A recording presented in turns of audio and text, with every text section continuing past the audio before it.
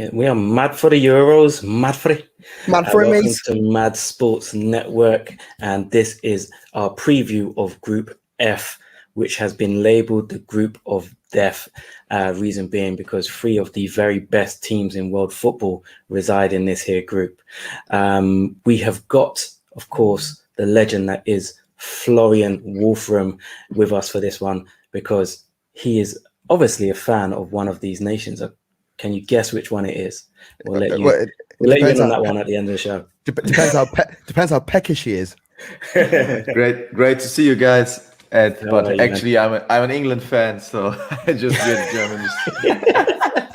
the Germany shirt because I'm German. But if I could choose a nation like a club, it would be England. Yeah, I'm a Leverkusen fan. Leverkusen, yeah. You're used to it. Before we start, you can see our socials handles just running along the bottom of the screen there. Make sure you go ahead and follow us at Mad Sports Net for the Mad Sports Network, at GavMac23 for Mr. Gav Mac in the corner there, at Devo LDN for myself, at Lobron_tweets for the main man Florian at the bottom of your screen.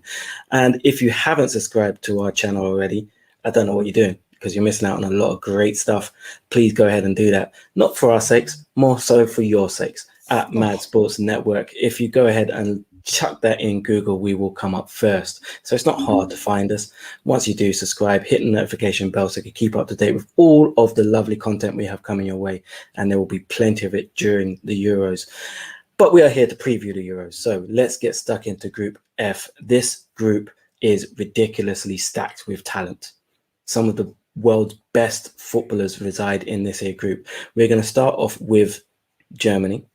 So we'll start with Germany, and we'll have a look at the Germany squad right now. Now, the Germans were one of the first nations to cement their squad with a lot of countries, England, doing provisional squads before the 1st of June. Germany were like, no, this is our squad. Boom, here it is. It's the efficiency of them. That's what it is. Precisely. There is quite a few narratives running through this squad, i.e. Hummels and Thomas Muller being brought back from the cold. Joachim Löw's last European Championships in charge of the German squad. So there's a lot going on here. Jamal Musiala, of course, choosing Germany over England and being involved in this. Flo, I'm going to come to you first. What were your initial thoughts when this squad was announced? Were you happy? Yeah, I was really happy because for the first time, I believe, Joachim Löw chose a squad without having a perspective in mind. So he was just thinking on short time. He was just thinking about, okay, I want to win the Euros, and I'm trying to get the best team just for this tournament and not trying to maybe integrate players that could be helpful in the next tournament. And he was nominated a player like Kevin Volland, and it's totally untypical for Joachim Löw. He brought back Hummels and Müller, which is untypical for him. And I believe this is in terms of what we have, a good and balanced squad in Germany. We lack a striker, a world-class striker. I mean, Germany with Lewandowski, I believe you said it in the Bundesliga show, would be the team of the Euros, but without that striker, we have to improvise somehow with Werner and Volland, or maybe Havertz, Müller, I don't know. But I believe this squad is competitive, and we'll see what's possible. Yeah, and I just want to pick up something that you said there about him choosing a squad to win this particular tournament. And Gav, do you think part of the reason why he chose a squad and brought back the likes of Muller and Hummels and Volland is because of how difficult this group is? He felt there's no room for me to really experiment. I have to be on top of my game because, it's quite easy for France and Portugal to turn up and beat you. He had no choice but to put out a strong squad for this. One, it's his final swan song. And two, the absolute shit show of World Cup 2018 was unforgivable. I can't believe he was actually able to keep his job. If I'm 100% honest, I don't know what the vibe was like in Germany, but like over here, absolutely, there was a lot of murmur as to how it was physically and feasibly possible for him to keep his job. So if you have only got one more opportunity left, you want to go out on a high. You have to pick your reliable players. And I feel like he's done that. He's picked reliability, and he's also, for me, picked a few players that wouldn't have necessarily been expected to be part of the squad.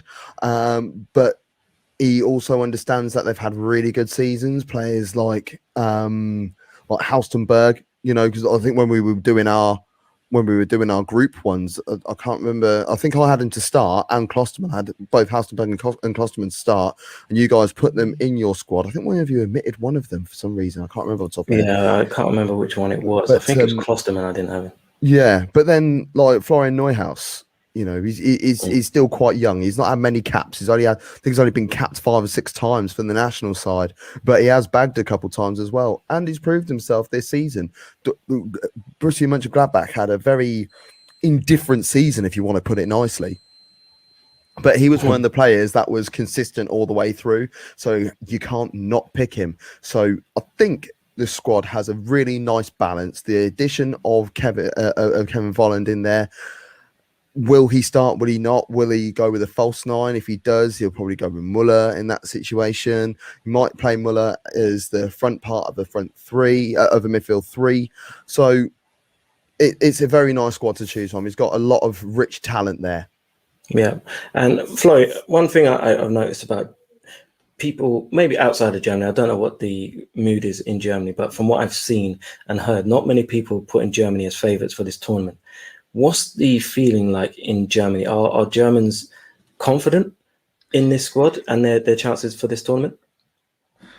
We are not really confident in our squad and not really euphoric for the tournament. This has to do with the whole Corona situation, of course, because football fans have been apart from stadiums for a whole year. And there is not this huge euphoria that you're waiting towards this tournament and everyone's thinking, okay, are Euros across the whole continent a good idea in the context of the Corona crisis, of a global pandemic? And furthermore, we still have the World Cup in mind. 2018, we had the Nations League campaign for the first, where we relegated against Netherlands and France. And in December last year, we lost 0-6 in Spain. So all the last results, or the results in the last years, were bad. I mean, the qualification campaign was quite okay. We finished as the first team before the Netherlands, but we don't really know what to expect. But I believe this is a good sign in Germany, because we had similar situations in 2002 when we reached the World Cup final, or in 1969 where many players were injured and we won the Euros. So I think it's good if there are not that high expectations in Germany at the moment. Yeah, I mean, for me, I think this is a very strong squad. A very strong squad. I think, obviously, because France and Portugal are in this group, that's why people are thinking Germany won't make it. But we have to remember 3 teams can qualify. And I wouldn't be surprised if these 3 sides do qualify.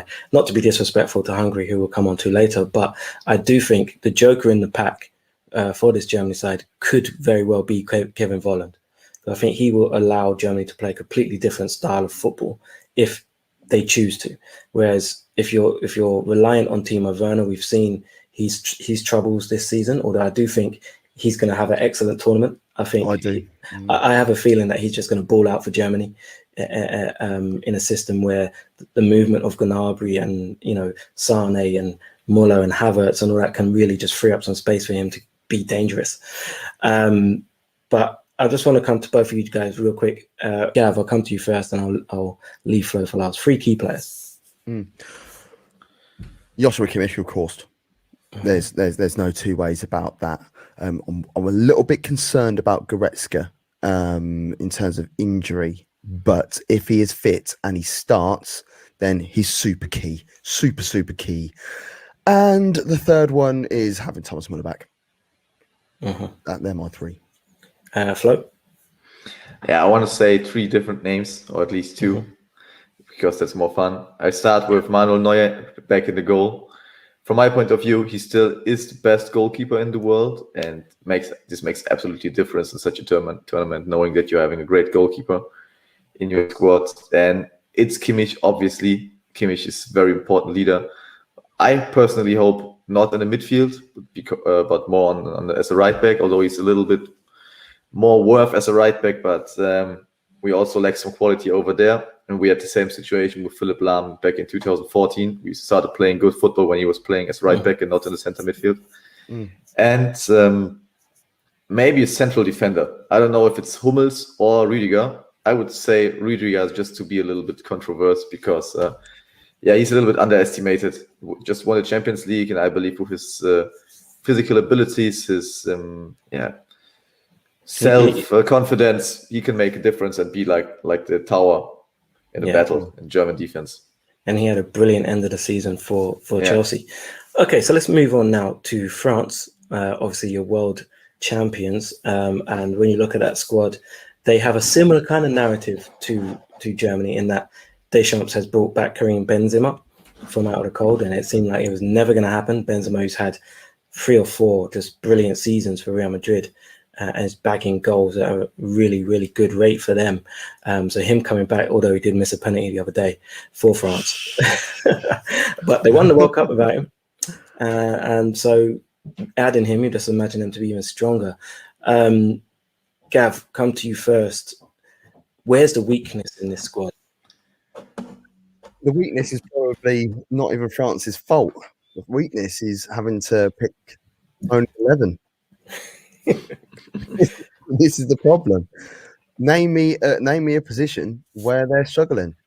You can't. At left back, they've got Lucas Hernandez and Luca Digne. At right back, they've got Benjamin Pavard. They've got Leo Dubois. Midfield, we know they've got Kante, who is a Ballon d'Or candidate as far as I'm concerned. You could say Moussa Sissoko, but every time he puts on a blue shirt, he turns into some absolute wonder machine. Then the same happens with Pogba. They've got Rabiot midfield, got Tolisso. It's ridiculous. It's the maddest side going. It really is. And then up front, who'd you pick? I think the only weakness I would say is goalkeeper. You say this, and I actually agree with you, because I don't think Hugo Lloris is as good as he once was. But I think Mike Maignan is an excellent goalkeeper who's just made his move to Milan. I think once Hugo Lloris hangs up his boots or hangs up his gloves, probably after the World Cup, I'd imagine Maignan will be that goalkeeper for the next 10 years. And I think he's an excellent, excellent goalkeeper. Just won the league with Lille. Flo, how worried are you about this French squad? I mean, if you're looking at that from a German fan's perspective, are you really worried that France will be too strong for Germany, or do you see 1 or 2 holes that you think Germany might be able to exploit? Yeah, from my point of view, France is the absolute favorite for winning this tournament and winning the group, obviously. But this could favor Germany, because no one's expecting anything from the German team in this group against France, and it's only 1 match you have to play against them. So it's in 90 minutes that can happen a lot, and I can imagine with good defending and a little bit luck in the attacking part of the pitch, you can grab a win or a point against France, and then things are going fast in the tournament. It's 3 games in the group stage, and a win or a point is really worthy against this team. Then we'll see. I wouldn't say Germany is so far away of beating France in 1 match, but if we would be playing a league with like 10 matches, maybe France would win 7 or 8 out of those 10. But in 1 match, anything can happen. So I believe that's where we put our optimism from. And of course, Germany is a tournament team. Yes. Yeah. Well, this is what I was saying when we did the preview with Italy, is that, you get those tournaments where it gets to the semi-finals. Like, who's in the semis this year? Italy and Germany. It's like, how did that happen? They just end up there. Might as well just start the tournament from that point onwards. Another thing that I find is quite an opposite to Germany is where people aren't really talking about Germany, everybody is talking about France. The expectation levels on France are humongous. Do you think maybe that could be a bit too much pressure on their shoulders? You could see a repeat of their famous was it World Cup 2002? Infamous 2002. Infamous 2002. Yeah. Do you think maybe we could see something like that? No, I don't see it. I can't see. Because that was a stacked team as well. It was stacked. I think times have changed a hell of a lot. I can't see any one of these players. Well, I think we speak a lot about partnerships on MAD, don't we? About making sure that the chemistry is right with certain defenders and things like that. Now, I'm expecting France to start with a back four, and I don't see any reason why they would go with the back three. But then would you go with, like, Longley doesn't deserve to be anywhere near the 26. He wouldn't be as if he was 23 as far as I'm concerned, personally. Yeah. But then you've got Kimpembe, who's had a good season, really good season, to be fair, as an individual, not so much the club doing so well, but as an individual has been brilliant. Same with Koundé as well. He's been linked with teams all over Europe. You got Varane and then Kurt Zouma. You've only got, you can only pick two of those. So then which two do they go with? And then dependent on how things go in the first game, will that then force the hand of changes? Because they've got Germany in the first game on Tuesday coming. So it's going to be interesting. I can't see any form of capitulation, but this is the toughest group out there. Oh yeah, without a shadow of a doubt. Okay, so Flo, come to you first. 3 key players for France. Oh, it's a difficult question. N'Golo Kante, because I like the players which are not so popular, although popular in terms by the media, not the goal scorers, etc. So N'Golo Kante is very important. Kylian Mbappe, of course, with his pace, he's for me the next big thing, or everyone expects him to be like the next Cristiano Ronaldo or something like this. And he's a lot experienced already, and he's only like 22 years old. Yeah. And the third player, difficult. If I take a look at the squad, I don't know, maybe Paul Pogba, because he can have the special moments. It was difficult to pick someone who's extraordinary in the defense, because they're all good goalkeepers. As Gav said, I agree with you. Maybe the weakest part, if we could title them weak, but would say Pogba, Kante, and Mbappe. Anyone else for you, Gav? Griezmann. Griezmann loves putting on a blue jersey. I think he'll start games as well. So yeah. What I do like about France, they did it a little bit in 2018, but they definitely did it in 16 and in 14, is they play a front three, but an imbalanced front three. So they play 2 strikers and a winger. Yeah. And it'll be interesting to see whether they do it again, because weirdly it works.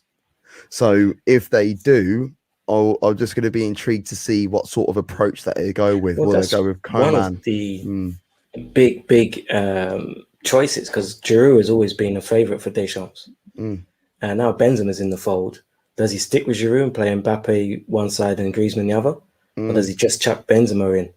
You know, there's a few little battles within the squad that, I mean, Pogba has been great for France, but not so great for Man United this season. Rabiot has been decent for Juve. Could he come in?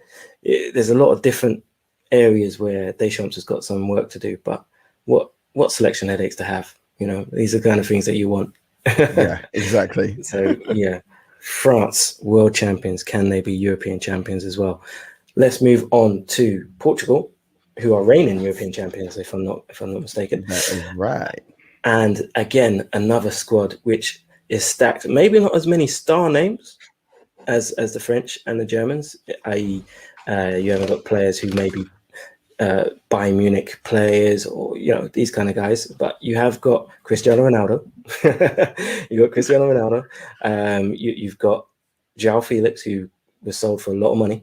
And then you've got really good players dotted around at some of the best clubs in Europe, who might not be the very best players for their club side, but they are solid players and make up a very balanced squad. I see 0 holes in this team. For me, this is the most balanced squad in this tournament. I think Portugal mean business.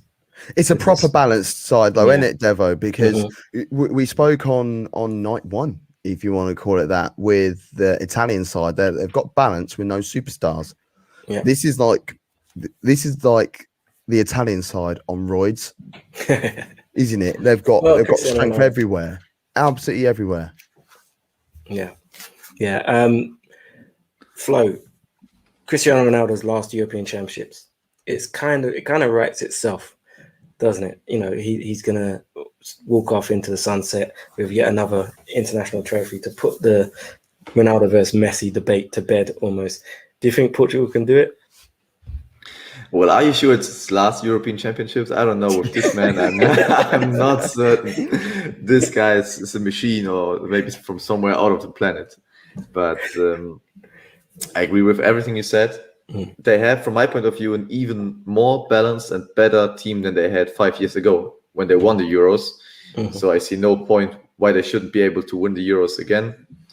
Maybe except that Portugal is like, I don't know, like a box of pralines. You never know what you get. You know what I mean?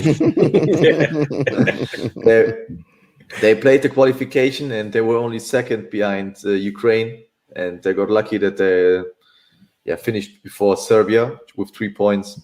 And you never know. Maybe they finish second in the group and then they lose the best of 16 round. I can imagine they are able to do anything, but I'm not sure about them. It's like what recent tournaments, except 2016, had shown. Yeah, you shouldn't bet on Portugal. Yeah, they have reached quite a few semi-finals and quarterfinals over the last few years and stuff. But Ruben Diaz has just been named, best player in England by the football writers and by his fellow peers, the PFAs. So he's had an unbelievable season. And then you got two really the old guys, Pepe and Jose Font. Jose Font's just won the league in France, and he's 48. Pepe just had, you saw him in the Champions League against Juventus. I saw him with the Caro the other day as well. Yeah, and he's like 62. He's part of the first people that had their COVID jabs. He's that old. Let's talk about. I want to talk to you, Gav, about your mate, Andre Silva. Because a lot of people are going to be talking about João Felix. A lot of people are going to be talking about Cristiano Ronaldo, Diego Jota even.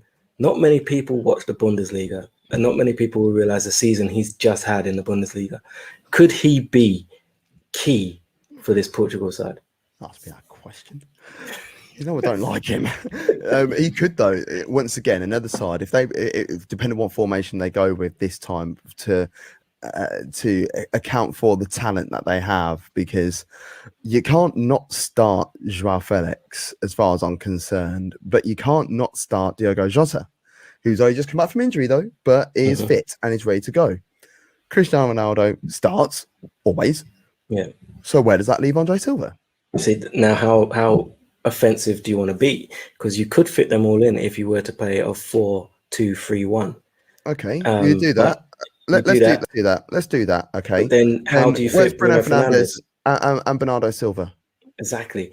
These are really big issues that the Portugal manager has, and it's just an incredible wealth of talent to come through at the same time.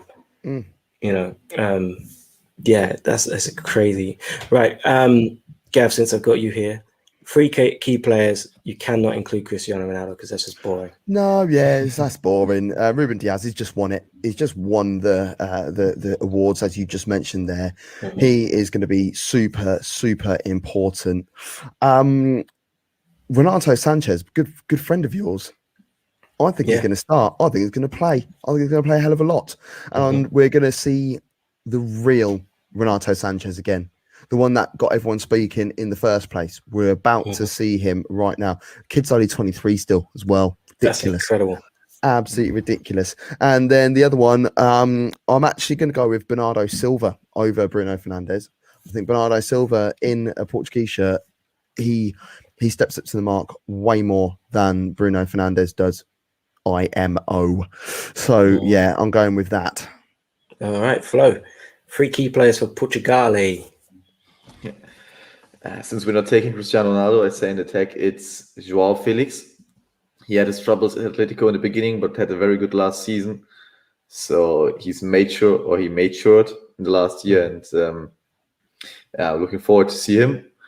I would say João Moutinho in the midfield, because he's the guy who's creating the balance. He's 34 years old, so one of the most experienced players in the squad, very important. And since Gav has already put Bruno and has not put Bruno Fernandes or choose Bruno Fernandes, I'll choose him instead of Ruben Diaz, just to have some difference, because Bruno Fernandes looks like being the player who was only by himself responsible for the rise of Man United, if you can call it a rise. Made him relevant again in the last year. Yeah, love it. Yeah, you know what I feel is going to be quite important for them is their fullbacks. Because if you look at the strength of France, and you look at the strength of Germany, so you get Gnabry and Sane and Mbappe, and if Griezmann plays out there or Coman, Portugal have got two wingbacks who can really get forward really well and maybe try and pin back these guys. Rafa Guerreiro and João Cancelo, two of the best fullbacks going forward. Are they going to like defending against those guys? That could be a key area in this group. And then central midfield battle. You know, if he goes with Moutinho, will he play Danilo there? Will he play William Carvalho? You need that destroyer in there to basically keep up with N'Golo Kante and try and get the ball off of Kimmich and Goretzka and those guys. There's some key battles all over the place. I'm really looking forward to this group. Really looking forward to it. And not so much as these guys are probably looking forward to it. And that's Hungary, who make up this group and probably have the hardest task in the Euros. We spoke about Finland getting to their first ever tournament and how hard it will be for them. But Hungary have probably got the worst draw. They have got the worst draw. One of us here actually quite fancies them to get out of the group. Have you changed your mind, Gav, or are you still thinking that? No. What the thing is, what it was for me, it's more of a case of we know what happens in tournament football. Anything can happen. This is the toughest group. The big boys can all beat each other, and that's what happens. So then, like, Hungary might just be able to sniff around and be like, well, let's grab a point here. You know, let's catch Portugal off guard today. They've got themselves 3 points. You know, what if they were to just like put 11 men behind the ball and just be boring as hell, sneak a point off France or Germany. France love to drop random points, by the way. How many times have you seen? Was it Luxembourg in the qualifiers that they drew against? And it's like, mate, you're France, you know. So what's stopping Hungary doing that? That gives them 4 points. That's more than likely going to get you through to the last 16. So it's not a case of do I fancy them. I wouldn't class them as dark horses. I still stick with my theory on Switzerland and Austria being my dark horses. I'm sold by you with the Denmark thing, and now I'll keep, you know, every day I've been looking back at the Denmark side since we did the show, and I'm trying to work out how they're going to lose a game. You know, it's almost impossible. They've got a wall at the back. Now you're going to jinx me. I'll lob the money on for you. Don't worry about it. But yeah, I can't see that. I can't see them doing a lot, but I can see them being very rugged and dogged. They haven't got lots of like big names, if you want to call it that, but they have got players that have got wealth of European experience. We've got players that play in some of the more recognized leagues. So I'm talking like players like Philip Hollander, who's a striker. He's at Partizan Belgrade. He plays in Europe. He knows what the crack is. Roland Varga, you know, he's been doing all right for Budapest. Then you've got Kevin Varga, who's at Kasimpa, who they didn't have that much of a bad season in Turkey. They were touted to go down, and they were mid-table for a long time before they started moving around. And Willy Orban at the back, who we know all about due to the Bundesliga show, and he's had a really good season at Leipzig. So there's a few familiar faces have knocked around in either Germany or in England. Adam Bogdan, obviously, from Bolton days. Peter Galassi, who's once of Liverpool, now at Leipzig. Adam Nagy at Bristol City. But when you compare this to what we've just looked at, it looks nigh on impossible for the Hungary to get anything from this. I'll come to you, Flo, on Hungary. Here's my theory. Let's see if you agree with it. My theory is that the teams that come through this group will be the teams that get the better result against Hungary. Do you agree? So let's say, you know, Germany and Portugal. I've got a feeling that all three of these teams are going to draw with each other. And then it comes down to who beats Hungary the best. Yeah, I can absolutely imagine that. And that's a very dangerous part of Hungary in that group, because everyone sees them as, I don't know, some stuff you stick into like cannonballs, but they aren't, and they don't want to be. They have some good players. I mean, Gulashi and Willi Orban, they're key players of his side, which was in the Champions League semi-final last year. So if they're able to carry their players from smaller clubs, their colleagues from smaller clubs, they are always able to hurt these big nations, to grab a point here, maybe grab a point there, focusing on counterattacks and have like a very dirty 0-0 or maybe winning 1-0. I mean, take a look at the German group stage, Germany losing against Mexico and South Korea. No one would have expected that. It's it comes down to the fact who is best prepared for Hungary and maybe has the highest win against them. I agree with you. Yeah, and one name that's missing from this is Szoboszlai, who looks like, well done, got it right. Been working on that all week. Who would have been talisman? He's a tremendous footballer who's got his move to the Bundesliga, also at Leipzig, hasn't played due to injury and hasn't been able to make it to this tournament.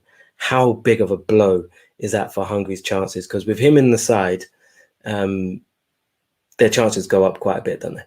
It's killer. He's barely played all season though, so it's the right decision. Don't do in England. Start taking injured players with you because they might be good for the dressing room. No, mate, you've got to go to these tournaments to play to win. It's as simple as that. It's not a season long where you're gonna get your squad of 25 or whatever together in a normal league season and you play 38 games. You've got a guaranteed 3 games, but that could be it. And you want to make sure that you pick your best squad and your best 11 physically and mentally available, ready to go. Szoboszlai not being there is the right decision, but it will be a big blow. That's a massive blow. Okay. Yeah, but I think they're a little bit used to it because he's been injured like for half a year now. Yeah. And this makes it easier. It's better than he would be hurting himself right in front of the tournament like Marco Reus does in the last friendly match, or like Trent Alexander-Arnold did for England. Maybe Trent hasn't an impact like Szoboszlai on the squad, but it would be more painful for Hungary fans and for the team to know that your best players has to leave short before the tournament. And so they could prepare for it. They played the friendly matches without him in March and also now in front of the Euros, or immediately in front of the Euros. So it's good for them that he's injured for so long, if you can say it. Yeah. Call it good. Okay, so right, let's just try and whittle this down. Let's stick our necks on the line. No sitting on the fence. How does this group end? I will go first. I can see France winning the group, Germany coming second, Portugal third, Hungary last. But I believe all 3 of those sides will go through. Right, okay. I agree with that. They're all going to go through. I'll go France, Portugal, Germany, Hungary. Sorry, Flo. He's supporting England. Yeah. You can care less. That's fine. Germany's come bottom of the group then, Flo. No. This would make the summer much longer if you had to watch a tournament without German participation. It was a weird feeling back in 2018 watching the knockout stages without Germany playing it. It was like salt missing in the soup. I don't know. You really wouldn't be used to that. Yeah, but France finishes first, also from my point of view. And I don't know if I want Germany to finish third and qualify, because we were talking about that. And it depends who you're getting as one of the best thirds, because it can be easily possible that you have a more easy knockout side of the like the tournament graphics. Yeah. And but I still hope and believe Germany is finishing second, because recently in tournaments we had very good performances against Portugal. We beat them at the World Cup, we beat them at the Euros 2012, we beat them at the Euros 2008. So the bad times against Portugal are a little bit longer ago. Mm-hmm. Yeah, the one thing though I suppose you could take from being in this group is if you do come second or third or first and you get a tough side, you've had 2 tough games already. You're used to it. Yeah. It's not like coming through an easy group and then you go up against a real hard side in the next round and you're like, you've gone from competition down here to the competition way up here. You've been you have to be at your best from the very first game in the competition. That could come in handy, I suppose. That's very good for the head, because that was a huge mistake in 2018 when Joachim Löw said afterwards, okay, I wanted to use the group stage as a preparation stage for the knockout stages and trying to experiment a little, but you can't do this in a tournament. You have to play very best from day one on, and each team has to do it. And I'm really looking forward to watch these games. Yeah, because should be great group. Should be a great group. Let's hope for some really good football. So that's it. We've wrapped up Group F. We've all made our predictions, and now all that is left is for the tournament to kick off and to us to enjoy some lovely, lovely European Championship football. We will be there throughout the tournament with watch-alongs, reviews, previews, and whatnot. So if you subscribe to the channel, Mad Sports Network on YouTube, type that in on Google as well, and we'll come up first. Hit the notification bell to keep up to date with all of the content we have coming up, especially throughout these Euros, where it's going to be firing at you from all angles. And follow us on the socials as well, at Mad Sports Net on Twitter, at GavMac23, at DevoLDN, at Laboron_tweets. Follow us up and tweet us. We'll be talking about football on Twitter as well, because that's what we do. And that's it from us. Good love. That makes sense. Good night.